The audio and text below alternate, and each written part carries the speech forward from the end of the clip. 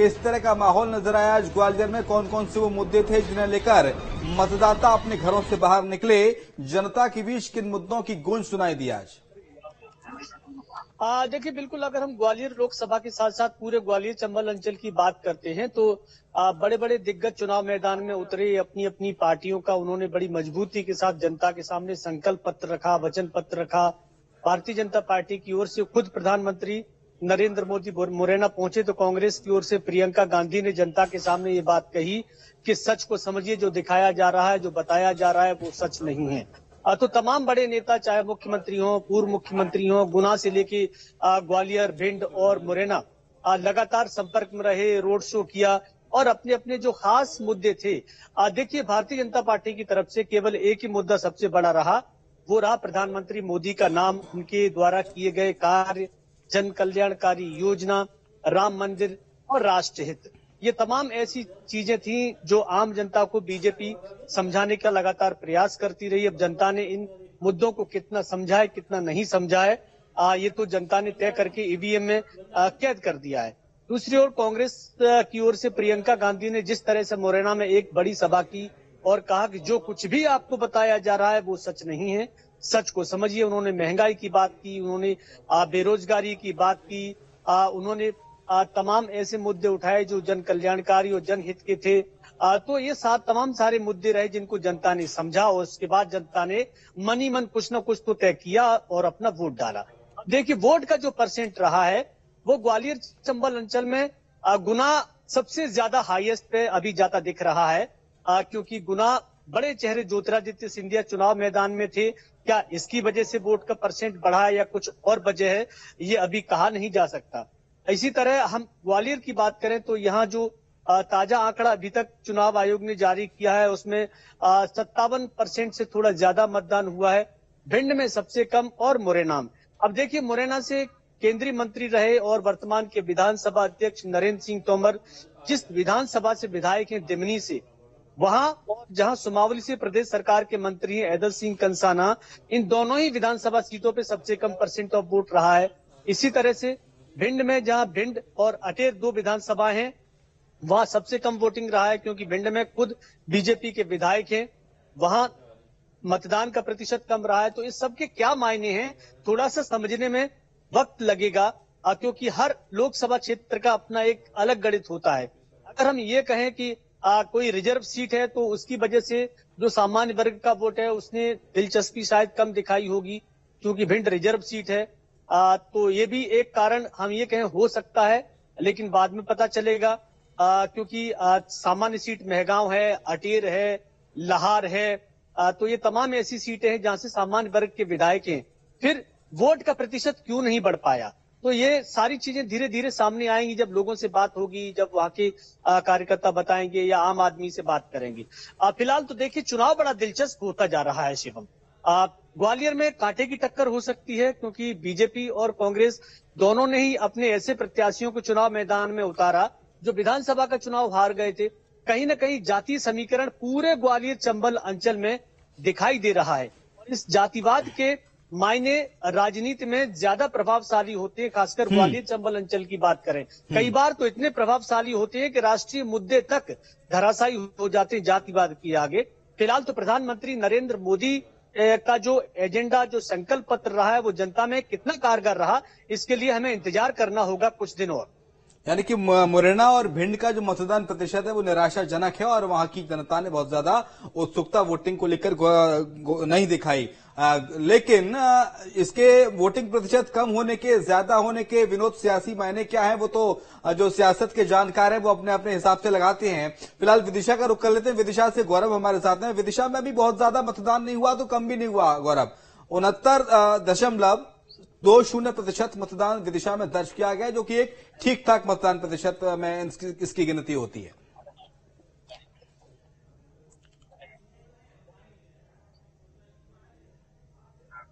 6 बजे तक के जो आंकड़े हैं मतदान प्रतिशत के वो सामने आ चुके हैं और विदिशा में 70.35% मतदान हुआ है 6 बजे तक, जो अपने आप में एक अच्छा वोट प्रतिशत है। क्योंकि देखिए लोकसभा चुनाव को लेकर अगर हम देखते हैं तो वोटिंग विधानसभा के मुकाबले काफी कम हर बार देखी जाती है, लेकिन इस बार जो विदिशा में वोटिंग हुई है वो 2014 और 2019 के मुकाबले 5% ज्यादा हुई है। क्योंकि मैं आपको आंकड़े दिखाना चाहूंगा, बताना चाहूंगा कि विदिशा में 2014 में 65.63% मतदान हुआ था, तो वहीं 2019 में 65.70% मतदान हुआ था। लेकिन इस बार 2024 में यही जो वोटिंग प्रतिशत है वो 70.35 पहुंच गया है।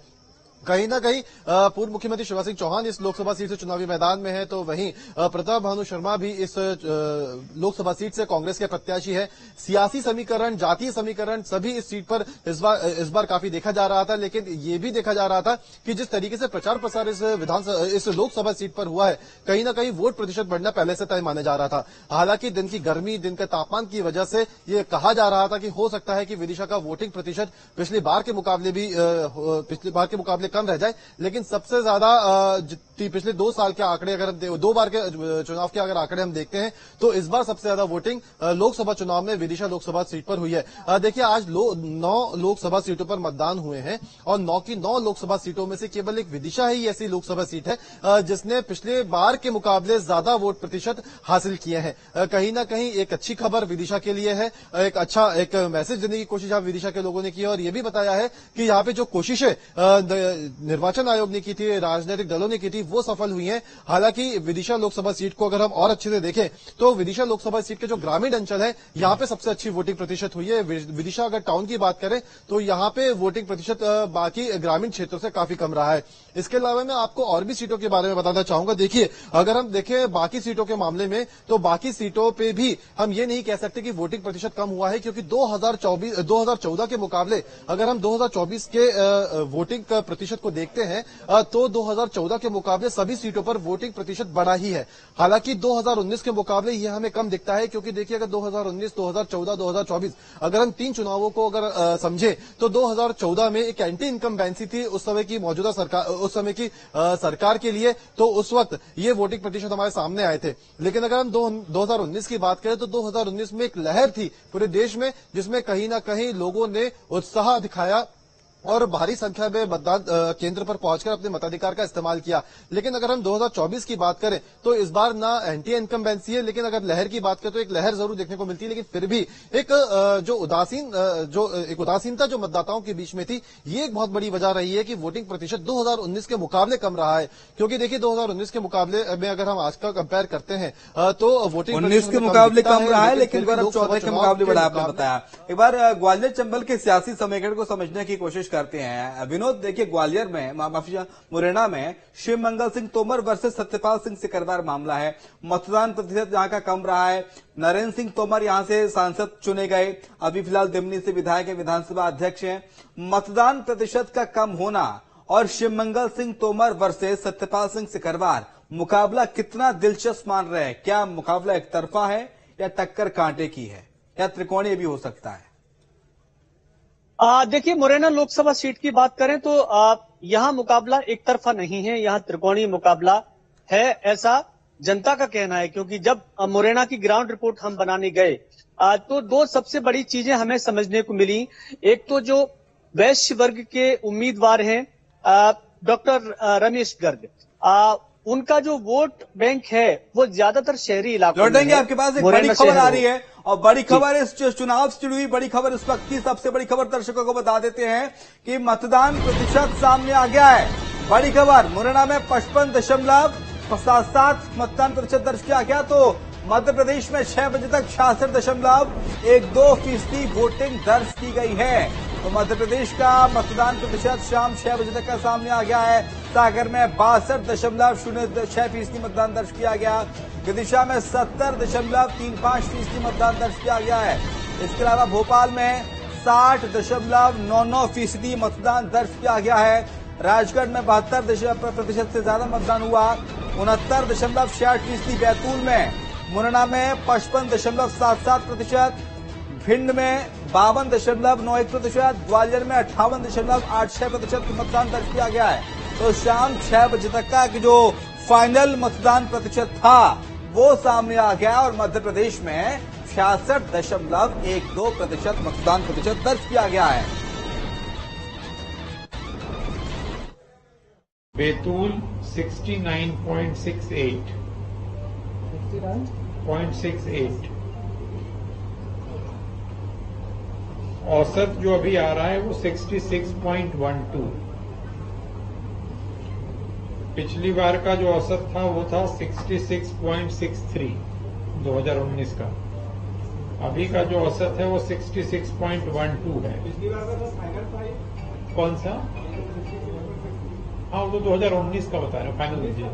जी 19 का फाइनल 66.12। लेकिन ये अभी चेंज होगा। हो सकता है जैसे ये फाइनल होगा जितना होता जाएगा। वैसे वोटर टर्नआउट पे तो आपको भी दिखता है। प्रेस कॉन्फ्रेंस को सुन रहे थे, उन्होंने कहा कि मतदान प्रतिशत अभी और आगे बढ़ सकता है। फिलहाल हालांकि 6 बजे तक का अपडेट सामने आ गया, लेकिन 6 बजे तक आके जो मतदाता कतार में लग गए थे, जो मतदाता लाइन में लग गए थे पोलिंग बूथ पर आकर, अभी उनका मतदान प्रतिशत जो है वो आगे आएगा और मतदान प्रतिशत में और इजाफा देखने को मिलेगा। हमारे साथ गौरव हैं, हमारे साथ विनोद है, दो सहयोगी लगातार जुड़े हुए हैं। 66% से ज्यादा गौरव मतदान प्रतिशत दर्ज किया गया है 6 बजे तक का, और इसमें इजाफा भी हो सकता है।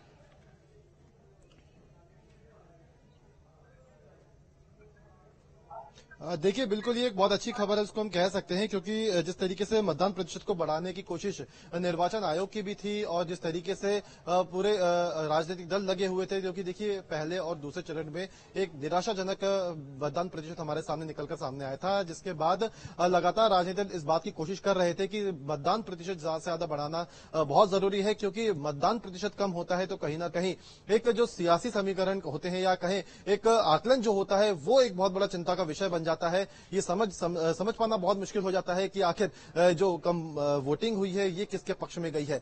जिसके बाद लगातार बैठकें भी ली गई थी, लगातार कोशिशें की जा रही थी। अपने कार्यकर्ताओं को दोनों ही दलों ने ये निर्देश दिए थे कि वो जनता के बीच पहुंचे, एक माहौल बनाने की कोशिश की जाए ताकि लोग अपने घरों से निकलकर मतदान केंद्र पर पहुंचे, और शायद अब ये कोशिश जो है ये अब हमें सफल भी होती हुई नजर आ रही है। लेकिन देखिए, इसके हम एक और मायने और निकाल सकते हैं, क्योंकि जिन 9 लोकसभा सीटों पर आज मतदान होना था, इनमें से 4 सीटें ऐसी थी जो बहुत ज्यादा हाई प्रोफाइल थी और इन सीटों पर सभी की नजर थी। जैसे कि हम अगर राजगढ़ की बात करें, भोपाल की बात करें, विदिशा की बात करें, गुना की बात करें, तो ये वो महत्वपूर्ण सीटें थी लोकसभा की जिस पर सभी की नजरें हैं, और यहां पे पहले से ही उम्मीद जताई जा रही थी कि यहां पे मतदान प्रतिशत ज्यादा अच्छा देखने को मिल सकता है। लेकिन फिर भी जो औसत वोटिंग अभी तक हमारे सामने आई है 2019 के मुकाबले ये अभी भी कम है, क्योंकि अगर हम बात करें तो देखिए, जैसे कि अगर हम बात करते हैं राजगढ़ की, तो राजगढ़ में 72% मतदान हुआ है। अगर हम देखें 2019 के मुकाबले, तो 2019 में ये मतदान प्रतिशत 89% था।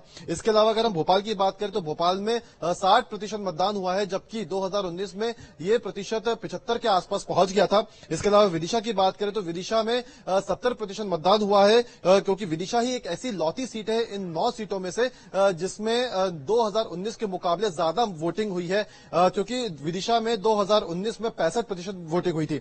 इसके अलावा अगर हम ग्वालियर की बात करें तो ग्वालियर में 58% मतदान हुआ है, जबकि 2019 में यहां पर 59% मतदान हुआ था। इसके अलावा मुरैना जहां 55% मतदान हुआ है, जबकि मुरैना में 2019 में 61% मतदान हुआ था।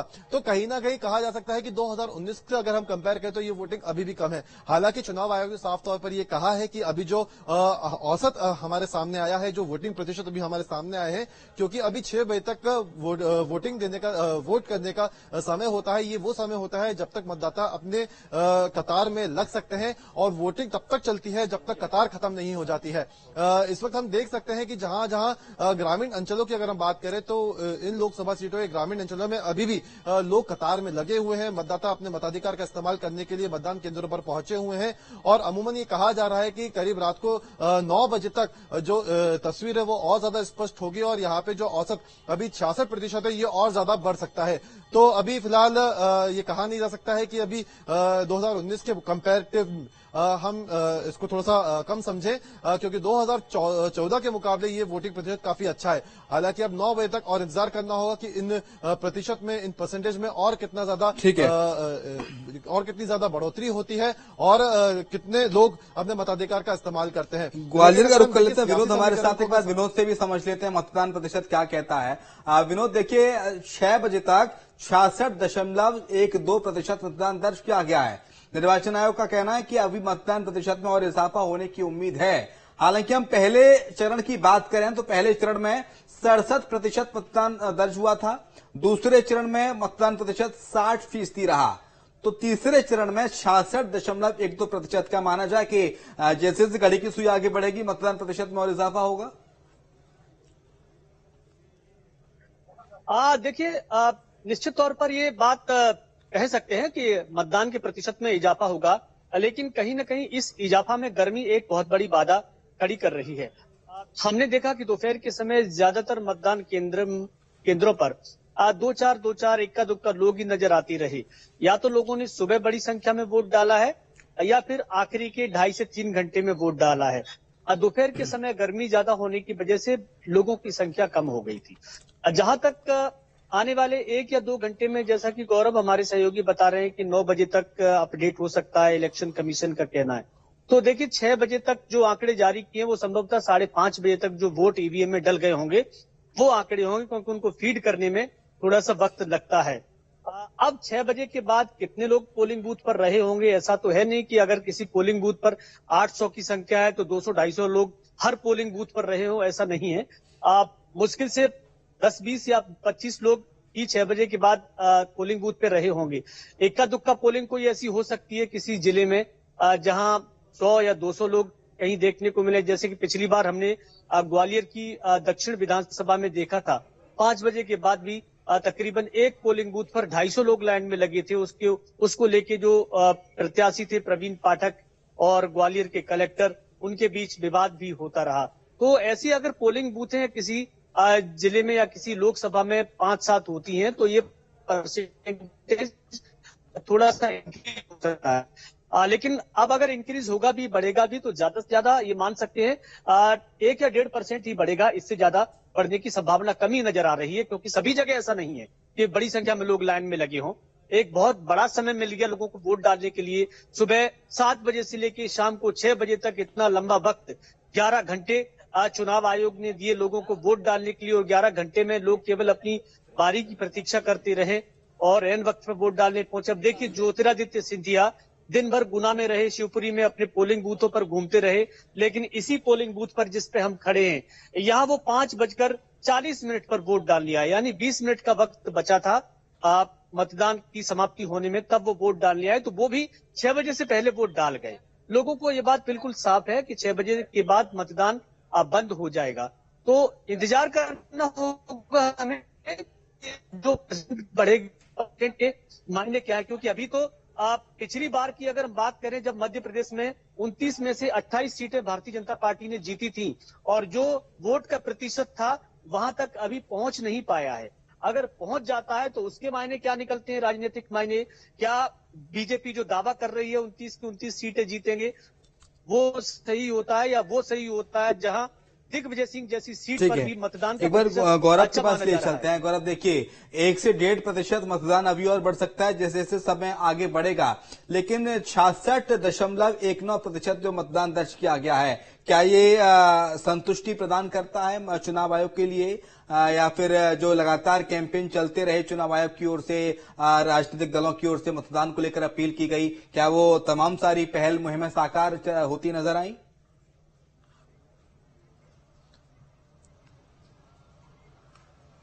देखिए, अगर हम वो टारगेट की बात करें या संतुष्टि की बात करें, तो चाहे चुनाव आयोग हो या राजनीतिक दल, जब तक वोटिंग प्रतिशत 75 से 80 के आसपास नहीं पहुंच जाता है तब तक इसे एक अच्छा वोटिंग प्रतिशत नहीं माना जाता है। लेकिन लोकसभा चुनाव को लेकर जिस तरीके का ट्रेंड पिछले कुछ चुनावों में हम देख रहे हैं, उसमें जो वोटिंग प्रतिशत रहता है अमूमन वो 60 से 70 के आसपास ही रहता है, क्योंकि दो चरणों में जो चुनाव हुए हैं मध्य प्रदेश में, उसमें वोटिंग प्रतिशत काफी गिरा है।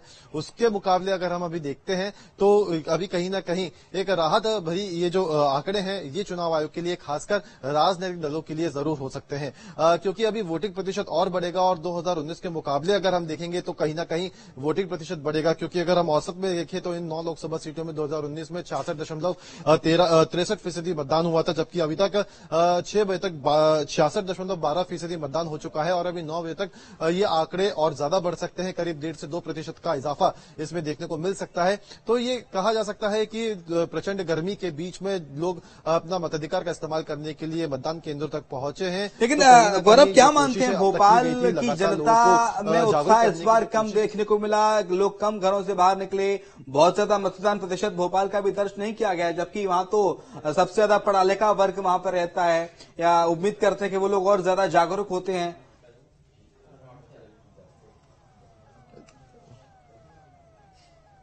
देखिए, महानगरों में अगर हम देखें तो महानगरों में उदासीनता जरूर देखने को मिली है, चाहे हम भोपाल की बात करें, ग्वालियर की बात करें या पहले जो 2 चरणों में चुनाव जो बड़े शहरों में हुए हैं वहां की बात करें, तो यहाँ पे वोट प्रतिशत घटा है। क्योंकि अगर हम भोपाल की बात करें तो यहाँ पे सबसे ज्यादा कार्यक्रम चलाए गए थे लोगों को जागरूक करने के लिए, लेकिन इसके बाद भी वोट प्रतिशत घटा है, तो कहीं ना कहीं इसको लेकर भी हम मंथन करने की जरूरत है कि आखिर लोग उत्साहित क्यों नहीं हो पा रहे हैं। बिल्कुल, और लोगों को उत्साहित होना ही पड़ेगा, लोकतंत्र के इस महापर्व में अपनी भागीदारी को सुनिश्चित करना ही होगा। बहुत शुक्रिया गौरव आपका, बहुत शुक्रिया विनोद आपका तमाम सारी जानकारी को साझा करने के लिए।